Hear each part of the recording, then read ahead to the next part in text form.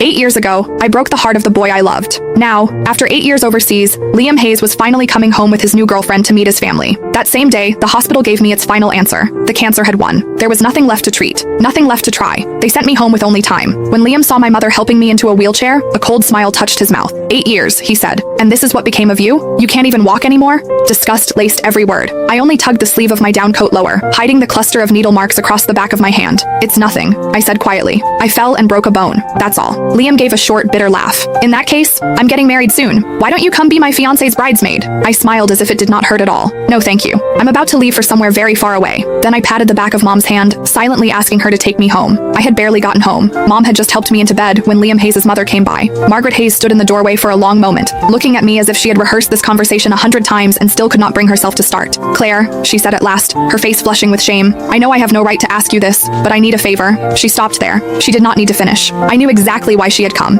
It was the same reason she had come to me 8 years ago. Back then, the moment Margaret found out I had cancer, she rushed into my hospital room in almost the same state she was in now. I had not even had time to process the diagnosis. I was terrified, crying so hard I could barely breathe when she dropped to her knees in front of me. Claire, I'm begging you. Please don't drag Liam down with you. He's just been accepted into a program overseas. If he finds out you have cancer, he'll never agree to leave. You and Liam have known each other your whole lives. You've loved each other for so many years. So please, for my sake, let him go. Break up with him. I've arranged everything. I found a boy to help. All you have to do is pretend to kiss him downstairs. Let Liam see it. Make him believe you betrayed him. Then break up with him. That's all. Because of those words, the first thing I did after being diagnosed was not schedule more tests or begin treatment. Instead, I put on the coldest face I could manage, pretended to cheat, forced Liam to hate me, and drove him out of the country without mercy. Sure enough, a second later, Margaret looked at me with guilt in her eyes. Claire, please don't blame me. I had no choice. Liam's girlfriend now was his classmate overseas throughout graduate school and his doctoral program. They're perfect for each other. I really don't want to ruin such a good marriage. You know Liam, he adored you when you were kids. If he finds out the truth about what happened back then, I'm afraid, her voice shook. I'm afraid he'll throw everything away again. So could you stay away from him for a while?